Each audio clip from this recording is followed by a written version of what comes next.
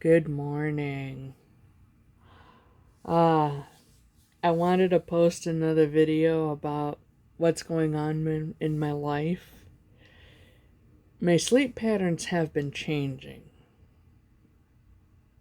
It's like even though I go to bed at about the same time every time, I've been getting up absurdly early in the morning. I got up at like 3 a.m., which seems to be almost consistently a daily occurrence. Like almost every day I've been up at 3 a.m. I just haven't been able to get myself out of bed until recently, where I have something to look forward to. My tablet's on this piano because I've been wanting to get back to piano, but I've also discovered that there was just a lot of things that have been bugging me, and I had to address, some things that happened to me on Friday, this past Friday, um, where I showed up late to work, not intentionally, like unintentionally, showed up late to work. And I think, based on observation, based on what I noticed about it, the Lord wants me to go down a path of creativity because it's going to be more rewarding for me, even though there may be struggles in getting, making ends meet. It's not always about being able to afford, you know, something, right off the bat. It's like the harder path, but the more rewarding path, and to really just do things musically that allow me to be somebody that's, more true to myself. I can't really be true to myself if I'm just constantly just doing jobs that leave me feeling unfulfilled.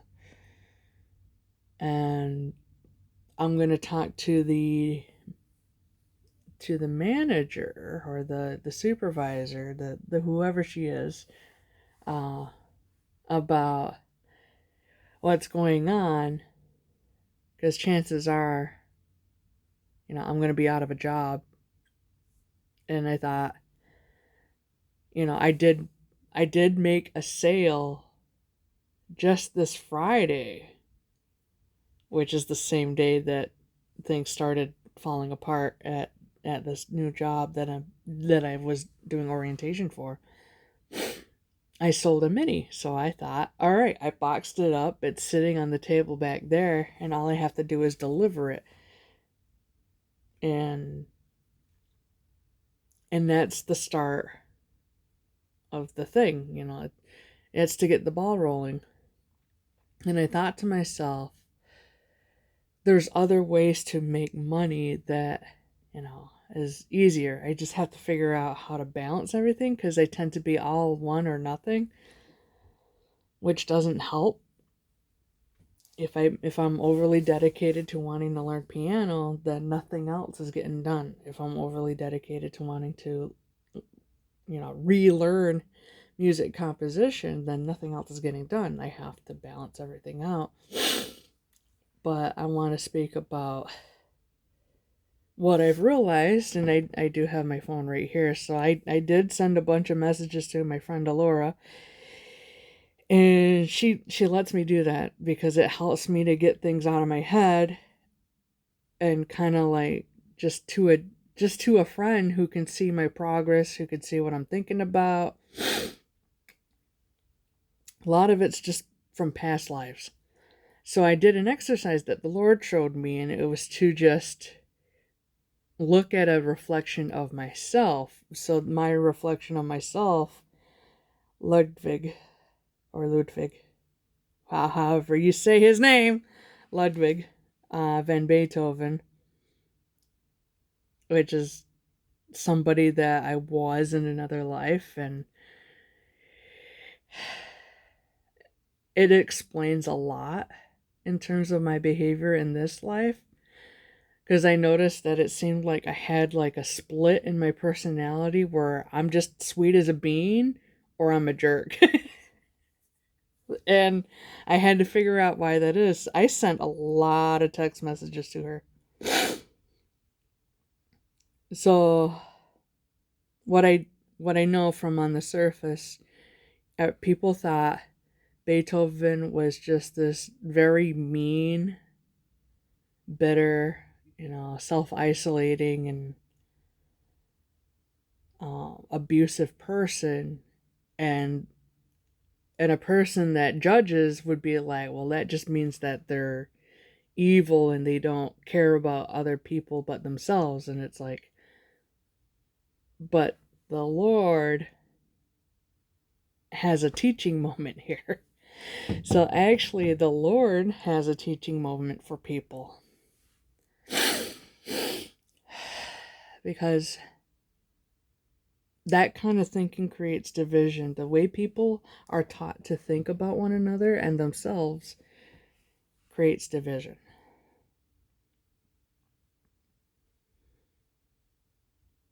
I'm just, I'm connecting a signal. I don't mean to just sit here and be awkward.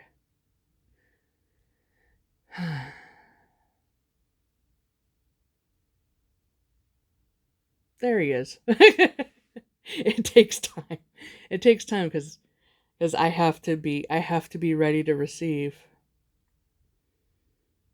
and then I have to be able to speak, on his behalf. All the things that he would want me to say for people, to help them to be able to let go of all the anchors that hold them back. So using my life as an example, it's not necessarily this life because I had a lot of drama going up in here, but not necessarily much going on around me and environmentally. It's more so about my life, having been this boy that was born in Bonn, Germany, grew up as a child of a severely abusive alcoholic father, somebody that was so bitter about his own failings that he took it out on somebody weaker than himself. So,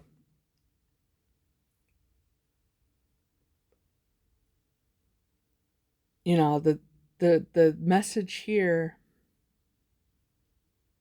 is that a parent, a father, a mother is never meant to impose their own defects upon their children, never meant to project their own inadequacies onto their own children. But he essentially understands why it happens.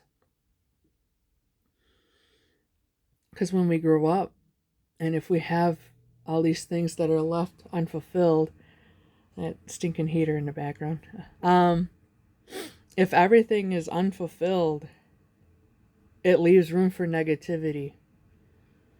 The more we put off things that would make our soul feel happy, the more negativity is going to stick to that one spot, because it's an emptiness. It's like a vacuum. It's like a place where you feel so deeply unfulfilled, where you're trying to cope with life by doing things that provide a short-term escape but do nothing to make you feel better or to help you to feel better.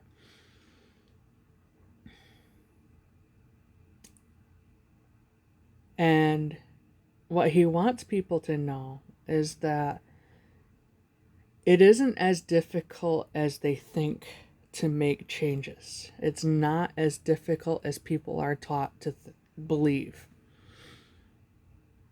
There are challenges, there are tests, there's obstacles that the world will throw at them, but nothing is impossible. It was never meant to be impossible. It was never meant to feel like life is all about, unfulfillment and suffering. It was never meant to feel, you know, trapped, like a trap, like it's mundane. And for the people that find that they have nowhere to belong,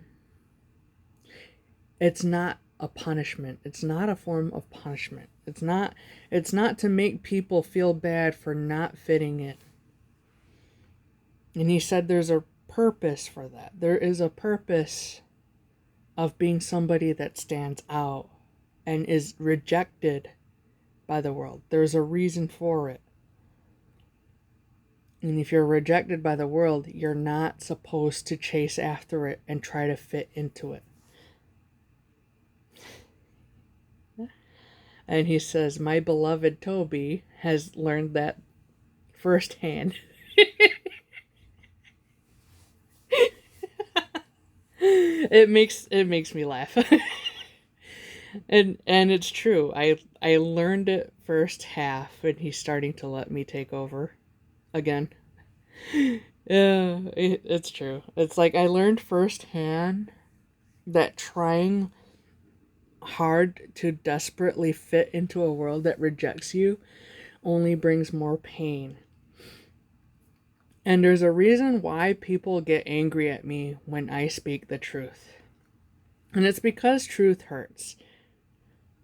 And it's because people don't want to accept the truth when their soul recognizes it. And the thing about this dissonance that's happening, it's not a cognitive dissonance. It's not purely just here. It's also here. But people are taught to treat these two areas as if they can't be brought together as one whole. You can't just live your life being emotionally dead or numb. And I have a wealth of experience of what it's like trying to fit into the world that I was not supposed to try to fit into. I was not sent here to be loved by the world. I was sent here to learn from my experiences here so that I could grow back up through the tree of life and then learn what my purpose was, on the whole, in regards to this world. So that draws me back towards Ludwig. So when I was Ludwig, I grew up very traumatized. And what people didn't know about me is that I kept secrets. Because I learned very early on that if you let people know too much, they can use it against you. And, I felt very strongly that it was better to not tell a lie. But if people started making things up, then I was not going to confirm or deny it, because to me, it brought me more attention. It brought me something that I wanted. And what I thought I wanted was to be somebody of renown. But that's what my dad wanted. My dad wanted to be famous, to be loved, to be widely respected, to be exalted. He wanted to basically surpass his own dad. And Grandpa, for the very short time that I knew him, was the sweetest person I've ever met. There's something about grandparent energy. Like, grandparents to their kids can be kind of rough, but the moment they're one step removed and they're a grandparent to a grandchild, it's like it's sweeter. It's like a more like gentle relationship. And it's probably because they're not having to do all the hard work in raising a child. They're just able to just enjoy, the company of the child and being able to spoil the child. And grandparents around the world could probably relate. So You know, nothing brings a grandparent more joy than spoiling the heck out of their grandbabies, because there's no strings attached. Like, they could just spoil the heck out of those kids and then they get to go away like, okay, have fun. There's no responsibility there. There's no stress.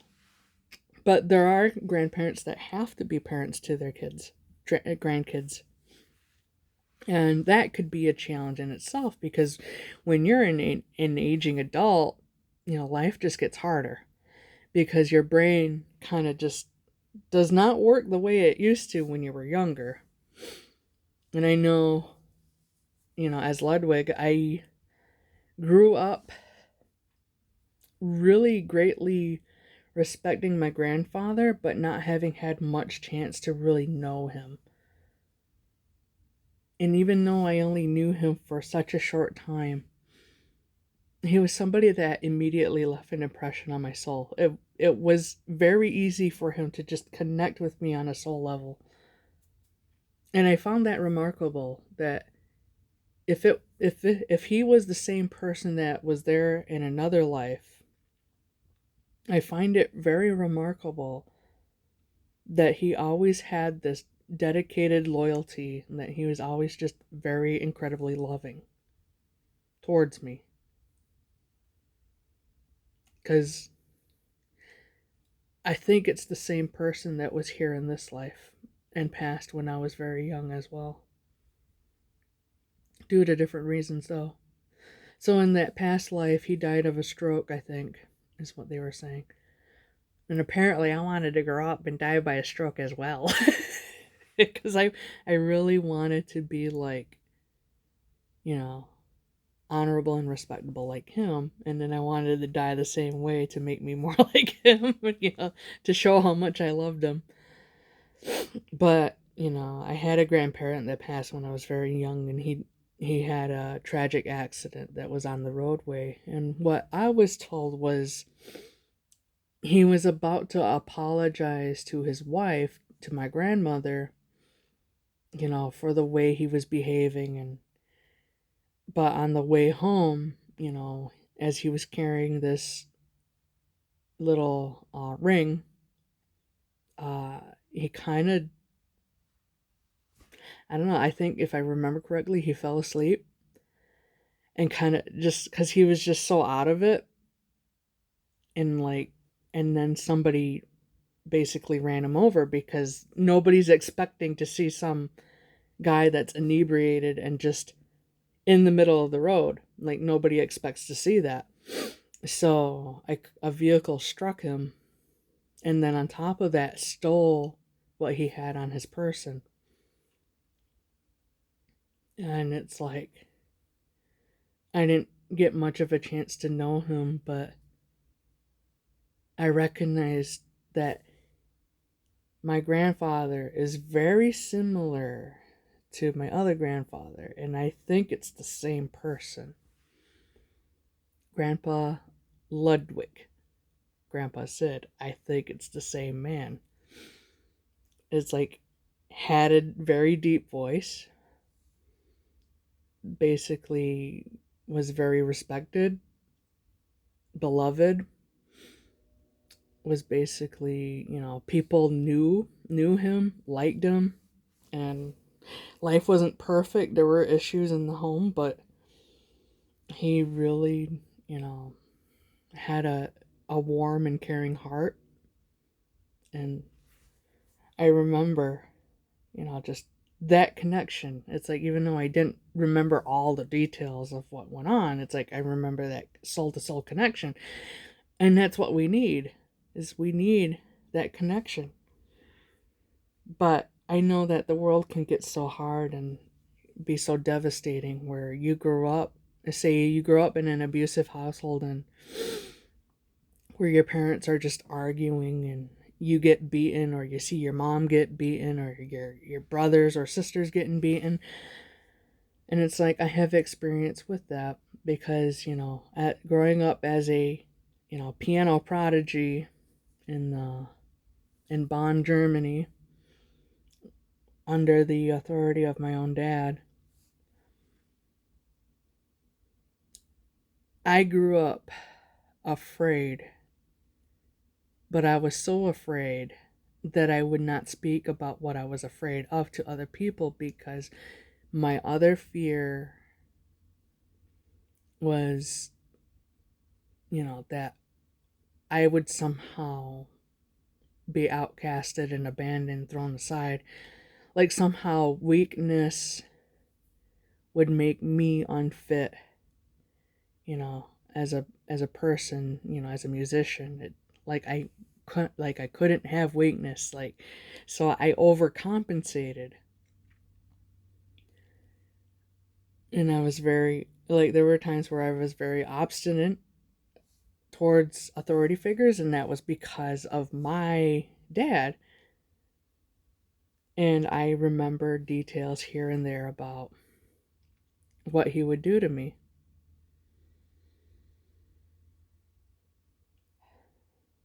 That really shaped the way I thought about things. And because it was just repressed trauma, it came out in ugly ways. You know, when I had my hearing, I grew up, I was fine. People described me as having a robust and hearty personality. That is, partially true to an extent, but also a way to hide how sensitive I was.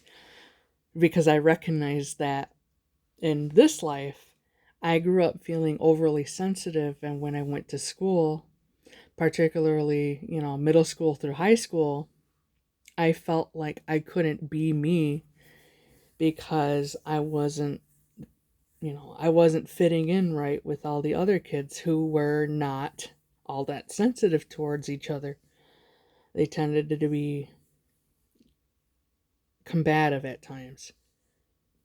Almost like they have to, I don't know, prove that they're tough, or that they can't be bullied, they can't be pushed around. And I think that is just essentially the attitude of the res.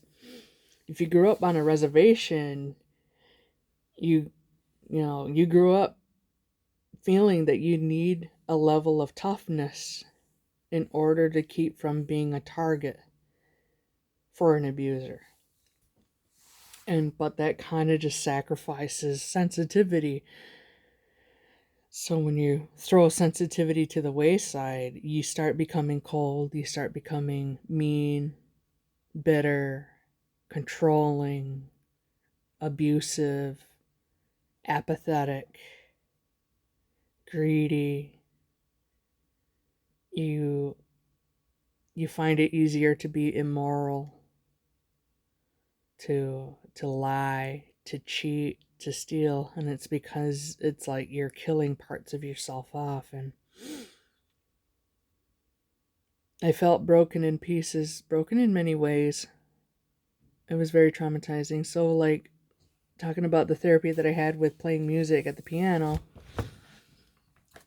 and I noticed a certain grandfatherly energy come in and work with me on these exercises. I believe it was exercise number 6. So, on exercise number 6, he had me basically go through it and to try not to let the trauma, grab a hold of me. It was like learning how to, basically become desensitized.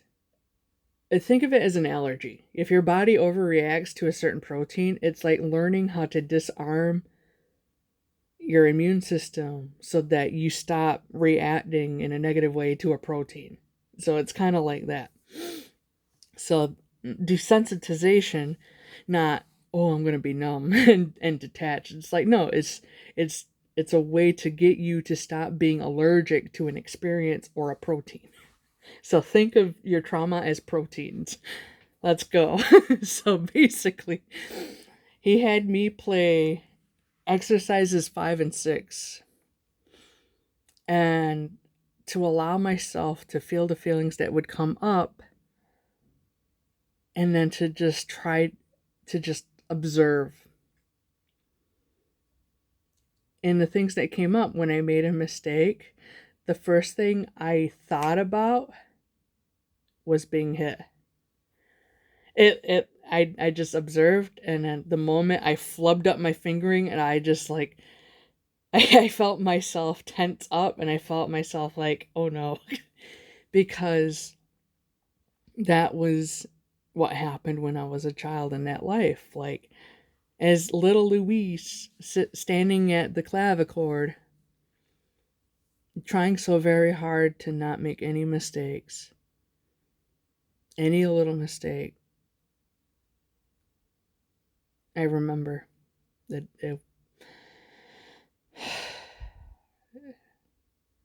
and then in this life I'm like, that explains everything. Because like, I would make mistakes in this life even though nothing severe would happen to me. The first response I had was that I didn't want to be punished. That was absolutely the first response I had. And the first response that I thought about was being hit, was the first thing. Or, taking the, or getting flogged. Not so much getting flogged. Like, getting flogged happened more so when he had it up to here and he would just grab the strap and just wail on me. But no, like, mostly when I made mistakes, I got hit. Like, yeah, I've gotten beaten on for mistakes. And you're not supposed to beat on a child. That's child abuse. There are child abuse laws in place that weren't there back then. People knew that I was being physically abused. They wrote about it. I'm just like, looking back, and I'm just like, people knew it was happening, but it was such a different mentality back then. It's like, you didn't go in and stop somebody from doing that to their kids. It's almost like people are like, oh, we gotta mind our own business. So and so is beating on their kid and locking them in the cellar. And it blew my mind that what I was remembering before didn't just happen in one lifetime, it happened in two different lifetimes. And what I thought belonged to one lifetime actually belonged to another. I was legitimately locked in a cellar, and I strongly believed it was a dungeon. But to be fair, the same man, the same dad, did the same thing in another life. So he kind of has an MO for that kind of thing where he physically hit me or flog me. That's his MO. His other MO is to lock me up in either in my room or in the dungeon or cellar. The other MO that he had was to withhold food. And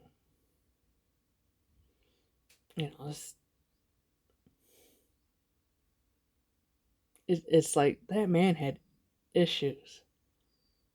I don't know. I don't think I'll be able to ever understand where his issues come from. Because somebody has to be pretty darn selfish to, you know, take out their anger and bitterness, their darkness on somebody else, out on somebody else. Like that man had issues, and I knew him in another life, and he had a lot of the same issues in that life as well. It was like a complex. And I can't blame him because he was, raised up a certain way in a different life. So it was almost like karma came around and he didn't learn the lesson. It's like, rather than looking at me and thinking of me as a gift, children are gifts. Like my friend just posted that a couple hours ago or 3 hours ago that children are gifts.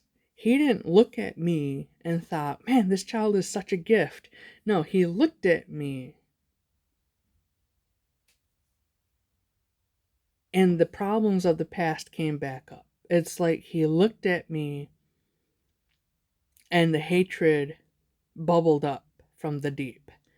He looked at me and suddenly I was somebody that had to be controlled and groomed and molded into a certain way. And he did that to me before. It's like I have two different lifetimes where he did that kind of thing, where he felt like he had to shape me in such a way that I had to, like, basically be whatever he tried to mold me to be. In one life, it was to be the ideal soldier, the perfect soldier, the most ruthless of soldiers. He realized growing up that he wasn't able to join the military. He had heart issues, so he knew that his work would just be better done from the administrative position, and that is how you got the most pampered and self-indulgent king in Assyria, Ashurbanipal. It's like that man had health issues. He was not a healthy person, and he basically wanted me to basically be his ideal self because he learned as he was, growing up into an adult that he had, flaws that he didn't want to have to like expose to the world. And it's like, so he put it upon me to be like his ideal image. And that's kind of what happened when I was Ludwig, being molded by this man who had such an inferiority complex, who wanted to live vicariously through me and to reap the benefits of like taking money and using it for himself. Almost like it's like what they do to celebrity children. So you get a parent, this parent grooms their kids to be a certain way. They get their kids into all these contracted deals. They get their kids to make money. And it's all for their own gains. It's all because they just want money. They want, to live a luxurious life. They want to be seen as high society members, and they want power. They want glamour. It's like, so basically what my dad, Johann von Beethoven, wanted was to be somebody of great renown, to like, to be that Kapellmeister, to be the star tenor, to have lots of money and to be able to have a nice big home and to, basically his ego just went, it just kept getting bigger. And but I could see that it connected very much to his existence back then, because I have a very strong suspicion that it's the same man. Like, the behavior is the same. The attitude, the look in his eyes, the way he would, have that look at me, and I'm just like, man, what is your deal? It's like the same person. The same person could not stand the fact that he's only human. He has mediocre talent, so he's just average. Like, he couldn't stand the idea that he was just an average person. He wanted to be this genius, this brilliant genius mind. But the thing is like, here's God gives gifts and he can take that away. You don't get a gift so you can beat people up around you or use it the wrong way. Is that you get a gift because he wants you to do something good with it for the benefit of other people. It's He doesn't send you a test to make you feel bad about yourself. He sends you a test to see if you've learned any of the lessons that he was trying to teach. The world will send obstacles just because it wants you to be ground into the dirt, and it's because you got a bunch of like people that are working for these secret icky forces that want to keep their empires. Basically, they just want to keep ruling from high places, victimize people on their way. It's like people associated with Epstein, that level of evil. It's like all those people, they just want to stomp on everyone, and they don't care if they destroy the planet in the process. Um yeah, they will have, forces in this world to hurt others, to hold them back, to trip them up, to tempt them with like alcohol, drugs, gambling, sex. People get sex addicted, and there's all these temptations, but that's because they want to keep on top of their, you know, pile of wealth and power and influence. So it's like, so Heavenly Father just wants me to just post videos, to continue learning, to figure out where my path is going. And I have an idea where it's going. So I see that how writing is going to fit in. I want to be able to look into see if I could monetize a blog, get like a subscription based blog up. So I'm going to think about that because I need some passive income. I got some minis that I got listed for sale. Somebody bought one, which was like, yes, my first mini sold. And it happened after, basically Alora said that the Lord's going to bring these blessings. Like, that was the first of many blessings to come. And I'm so grateful because now it's like, all right, I see the purpose. So if I lose the job, I'm okay because now the ball is rolling. Now that I have awareness that it's rolling, it's like initially it was just rolling nice and slow. Now I actually paid attention and went, oh, the ball has always been rolling, but I haven't been observant. I haven't been aware. So it was a little more on me that I didn't trust the process fully. So it takes a lot to trust the process. And growing up as Ludwig van Beethoven, I did not trust the process one bit. I was deaf. I had to learn the hard way. I think that's what he realized. He saw that I didn't have a teacher that was going to be able to help me correct the way I was looking at things. So, Heavenly Father, in his infinite wisdom, just, said to himself, we're going to let Louis learn the hard way. So that way, when the time is right, he could just sit there and reflect on his life. So, yeah, sometimes learning the hard way is not the best. But I did it. I did it, and everything has a purpose. You know, Heavenly Father, has, you know, messengers. And I can't be a messenger for a particular group of people who knew life to be absolutely cruddy and miserable and, struggle. I can't be a messenger for people who have this sort of uh, difficult temperament unless I experienced it myself.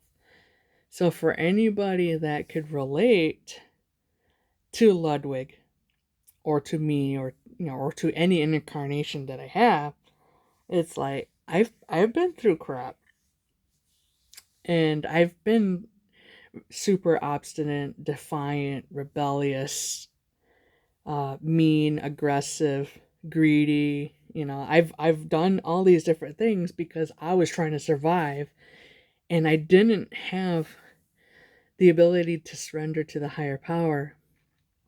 So the nice thing about realizing why my hearing was taken away was because I was constantly trying to be somebody that I was not. But I didn't see it that way, so I became super depressed. I'm like, for being a genius, he missed the signs. For being, but he was specialized. So he was specialized in music. In music, he saw the signs. He saw all these different things. But in terms of him living the human experience, he did not see the signs at all.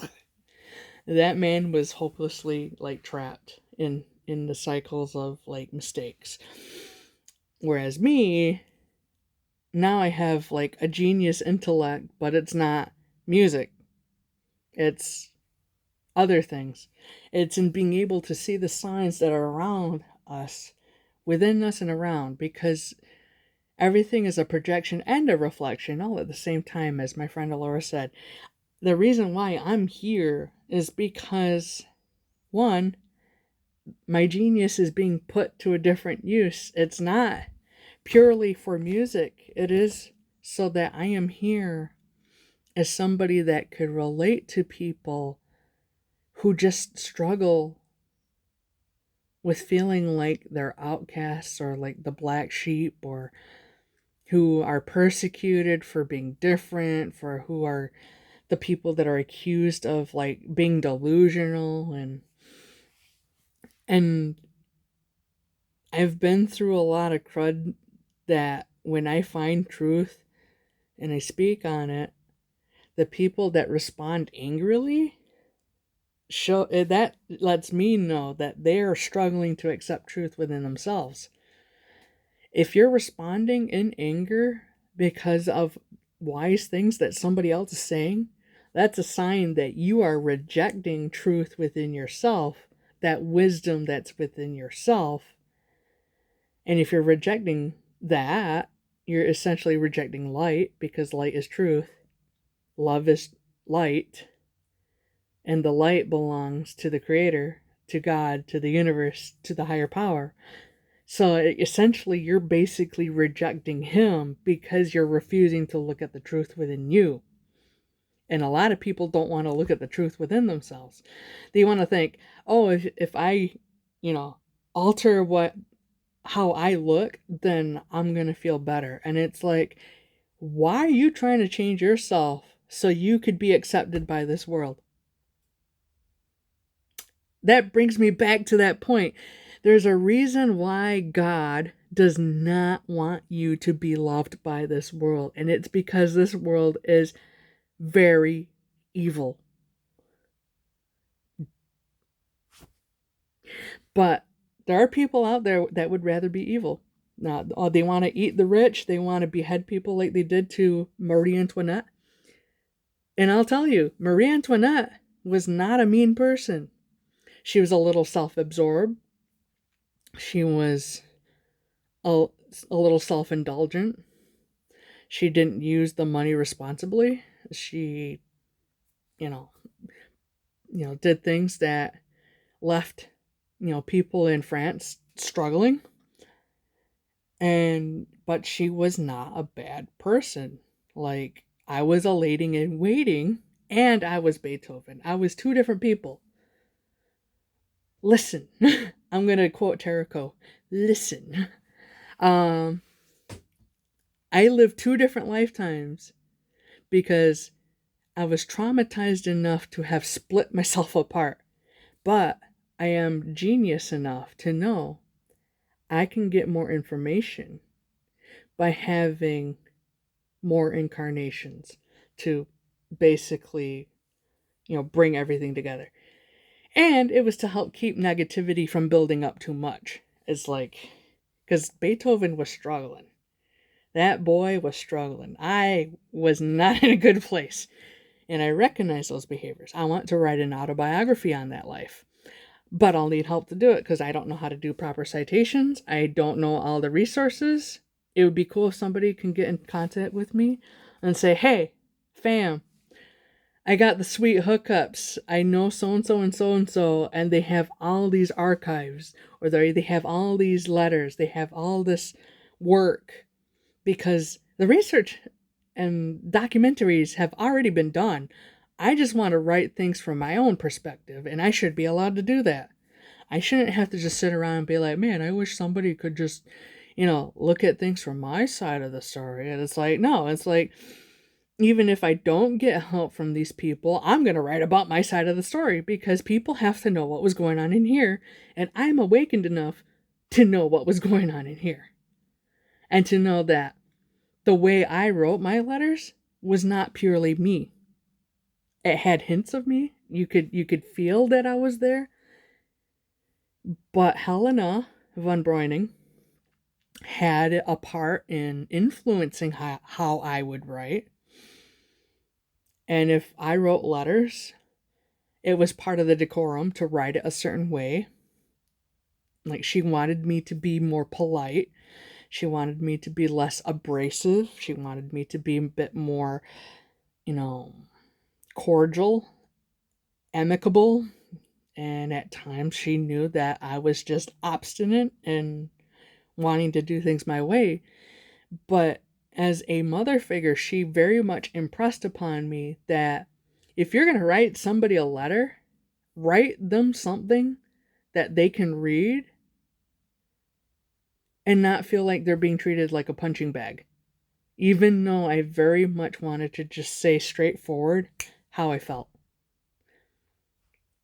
But I was always told just to keep, to keep that from being, you know, too much in people's faces, because people don't generally like that. They can't handle when somebody just offloads stuff onto them.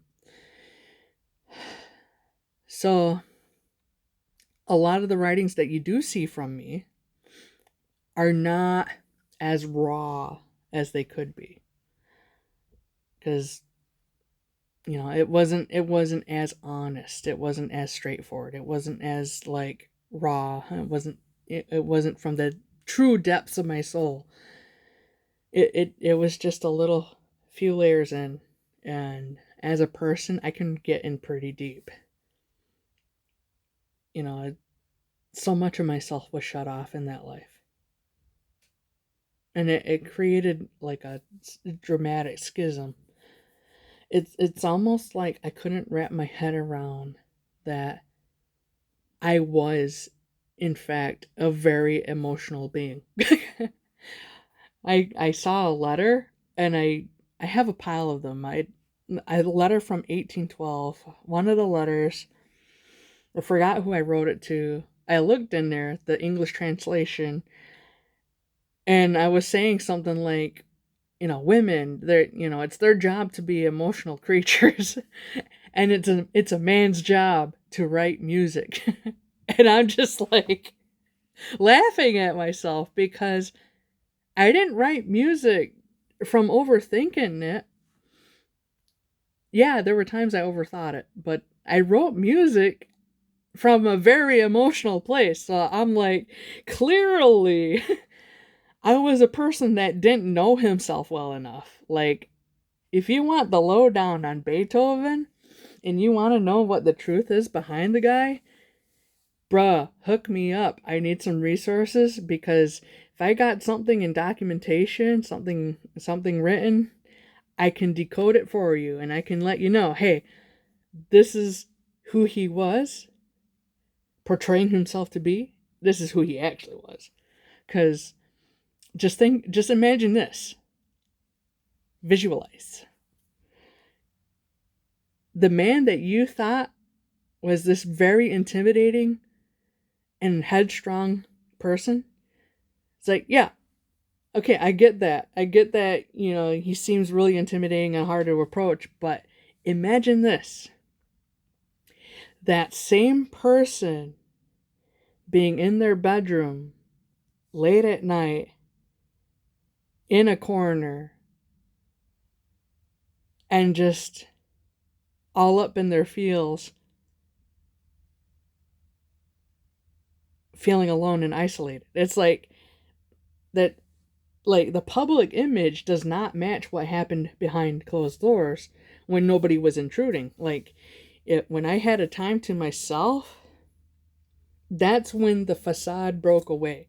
A lot of what I did was just a front. So it would be cool to write my autobiography because that would clarify things about, you know, a person. And it would be a great way for Heavenly Father to teach people how to like set judgment and biases aside and to say just because something looks this way doesn't mean it is what I think it is. Stop judging. Stop jumping to conclusions. Stop assuming things. Because the surface is only that deep. Everything beneath that, it's like an iceberg. And I know people that are into theories, they like icebergs. Think of it that way.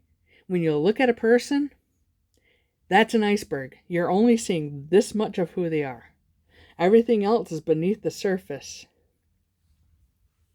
So, let's just do more to get along with one another. Because the world's tearing itself apart and a house doesn't stand if you knock out the foundation. You know what I mean?